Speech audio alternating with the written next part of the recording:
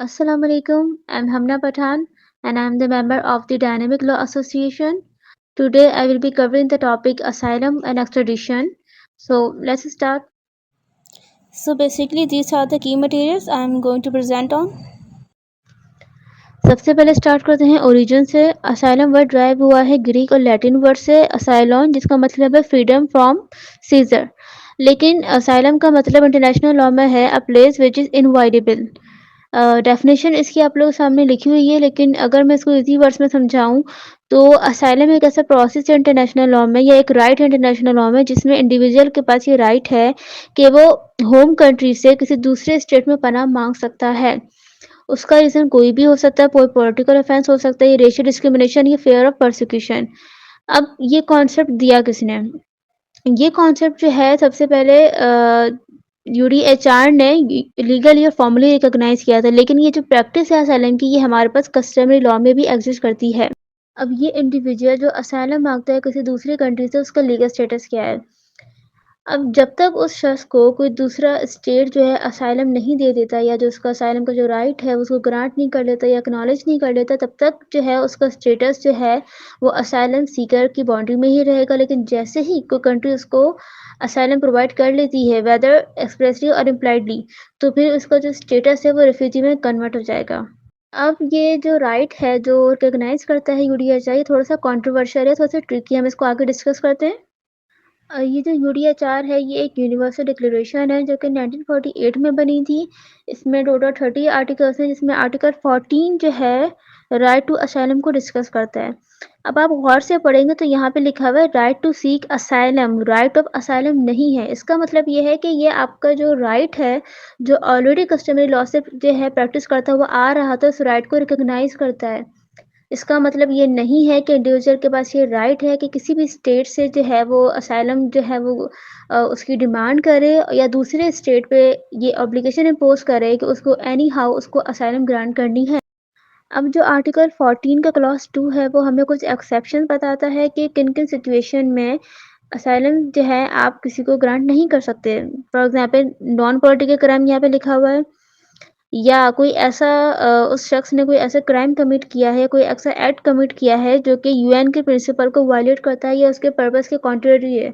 तो ऐसे ऑफेंसेस के ऊपर या ऐसे एक्ट के ऊपर स्टेट के पास ये राइट है कि वो उस शख्स को असाइलम जो है ग्रांट ना करें। अब हम डिस्कस करेंगे नॉन डिफॉर्मेट प्रिंसिपल, जो कि ये बोलता है कि किसी भी स्टेट के पास ये राइट है कि रिफ्यूजी को या असाइलम सीकर को ज़बरदस्ती उस स्टेट में, उसके होम कंट्री में वापस ना भेजा जाए, अगर वहाँ पे ये डाउट है कि उसको टॉर्चर किया जाएगा या कोई क्रिटिसिज्म इनह्यूमन ट्रीटमेंट दिया जाएगा, तो उसको ज़बरदस्ती उस प्लेस में ना भेजो और उसको जो है असाइलम ग्रांट करें। अब इसकी दो कैटेगरीज या दो टाइप्स हैं, एक है टेरिटोरियल असाइलम, दूसरा है एक्स्ट्रा टेरिटोरियल असाइलम।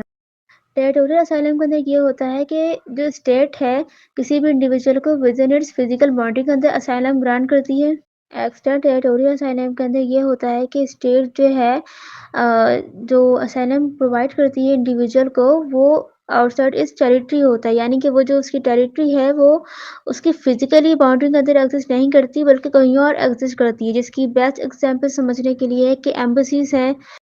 दो प्रोमिनेंट केसेस हैं। पहला एडवर्ड स्नोडेन केस, जिसमें यूएस का फॉर्मर इंटेलिजेंस कॉन्ट्रैक्टर था, उसने कुछ कॉन्फिडेंशियल डॉक्यूमेंट जो हैं सिविलियंस प्रोग्राम के लीक कर दिए थे, जिसकी वजह से इसे अपनी कंट्री में प्रोसिक्यूशन फेस करनी पड़ी थी, तो इसने रशिया में असाइलम सीक की थी। दूसरा केस है एक्स्ट्रा टेरिटोरियल असाइलम को समझने के लिए जूलियन असांज का, जिसमें facts of the case same ही हैं पहले वाले केस के, लेकिन इसमें इसको असाइलम मिली थी इक्वाडोर में, लेकिन वो जो इक्वाडोर एम्बेसी थी जो कि लंदन में एग्जिस्ट करती थी।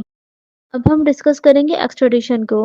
एक्स्ट्राडिशन इंटरनेशनल लॉ में उस प्रैक्टिस को बोलते हैं जिसमें कोई सस्पेक्टेड या कन्विक्टेड क्रिमिनल एक स्टेट से किसी दूसरे स्टेट में फरार हो जाता है या भाग जाता है।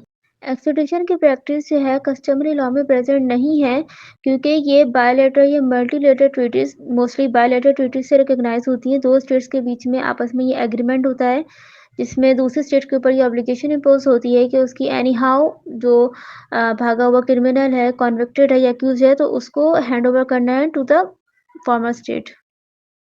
सस्पेक्टेड, कॉन्विक्टेड या क्रिमिनल के 3 स्टेजेस हैं। पहला तो अक्यूज़्ड यानी कि वो अंडर ट्रायल हो। सेकंड कॉन्विक्टेड यानी कि उसके ऊपर स्टेट जो है सेंटेंस सुना चुकी है।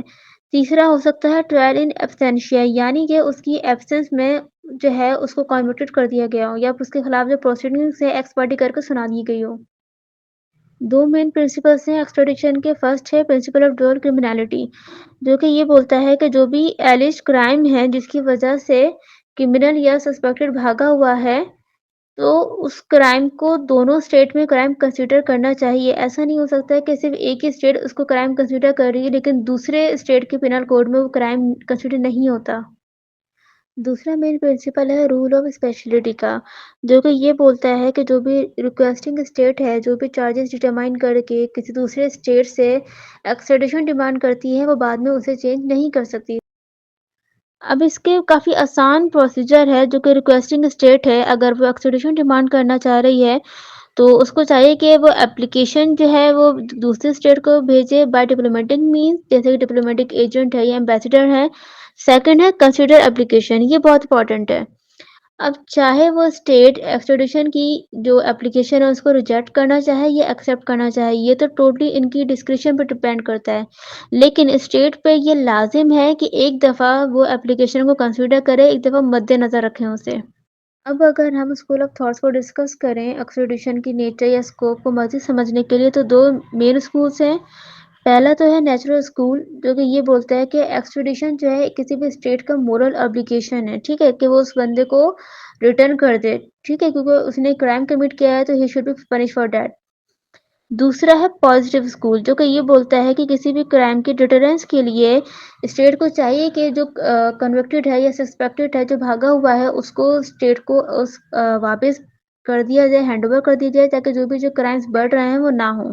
होप आप लोगों को ये जो टॉपिक मैंने कवर किया है असाइलम और एक्सट्रेडिशन इन इजी वर्ड्स आप लोगों को समझ आया हो। Thank you so much. Regards Hamna Pathan.